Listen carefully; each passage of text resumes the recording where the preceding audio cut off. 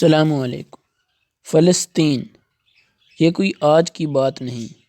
بلکہ 3000 سال پہلے کی بات ہے،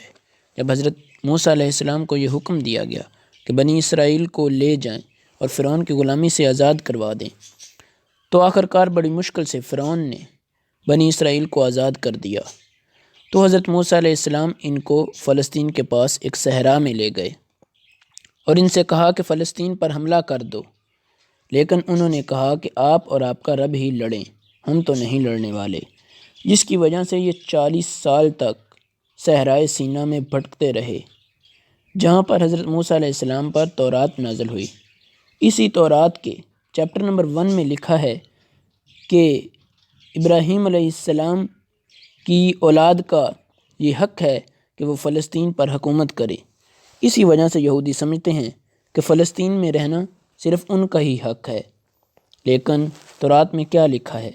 کہ حق ابراہیم علیہ السلام کی اولاد کا ہے، لیکن یہودی سمجھتے ہیں یہ عربوں کا کوئی حق نہیں فلسطین پر، صرف اسحاق علیہ السلام کی اولاد کا ہے۔ حالانکہ حضرت اسماعیل علیہ السلام بھی تو حضرت ابراہیم علیہ السلام کے بیٹے ہیں۔ تو وہاں پھر یہودیوں نے 40 سال اس صحرا میں بھٹکنے کے بعد یوشع علیہ السلام کی بادشاہی میں 300 سال تک فلسطین میں رہے، اور حضرت داؤد علیہ السلام بھی اسی وقت بادشاہ بنے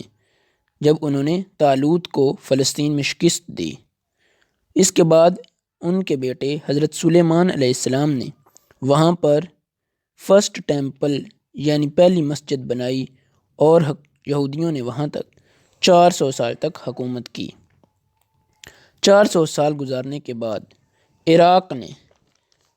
کے بادشاہ جسے ہم بخت نصر کے نام سے جانتے ہیں، اس نے فلسطین پر حملہ کیا اور فرسٹ ٹیمپل کو تباہ کر دیا جو حضرت سلیمان علیہ السلام نے بنایا تھا۔ بخت نصر نے یہودیوں پر بہت ظلم کیا اور ان کو اپنے دارالحکومت عراق میں لے گیا۔ وہاں 70 سال تک یہودی عراقیوں کی غلامی میں رہے اور ان پر بہت زیادہ ظلم و ستم ہوا۔ پھر عراق پر ایک بادشاہ جسے ہم ذوالقرنین کے نام سے جانتے ہیں، اس نے حملہ کیا اور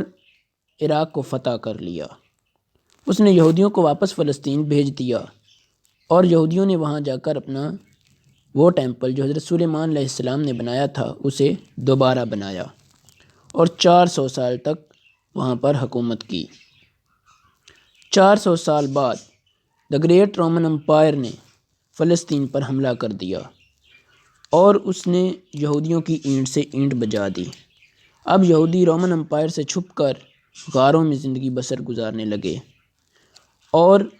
دا گریٹ رومن امپائر کے بادشاہ نے سیکنڈ ٹیمپلٹ کو بھی تباہ کر دیا، اور اس کے بعد آج تک وہ قائم نہیں ہو سکا۔ رومن امپائر نے یہ کرنے کے بعد عرب میں پھیلتے ہوئے ایک نئے دین اسلام پر حملہ کیا، لیکن اسلامی سلطنت بڑی تیزی سے پھیل رہی تھی اور انہوں نے دا گریٹ رومن امپائر اور دا گریٹ پرشین امپائر کو فتح کر لیا تھا، اور حضرت عمر رضی اللہ تعالیٰ عنہ دنیا کے سب سے بڑے بادشاہ بن گئے تھے۔ حضرت عمر رضی اللہ تعالیٰ عنہ نے یروشلم کا محاصرہ کر لیا۔ حضرت عمر رضی اللہ تعالیٰ عنہ نے یروشلم کو فتح کر لیا اور وہاں تک 350 سال سب ابراہمک ریلیجن یعنی یہودی اور مسلمان امن سے رہے۔ اس کے بعد عیسائیوں نے مسلمانوں اور یہودیوں پر حملہ کر دیا اور انہوں نے مسجد اقصیٰ کو ایک محل میں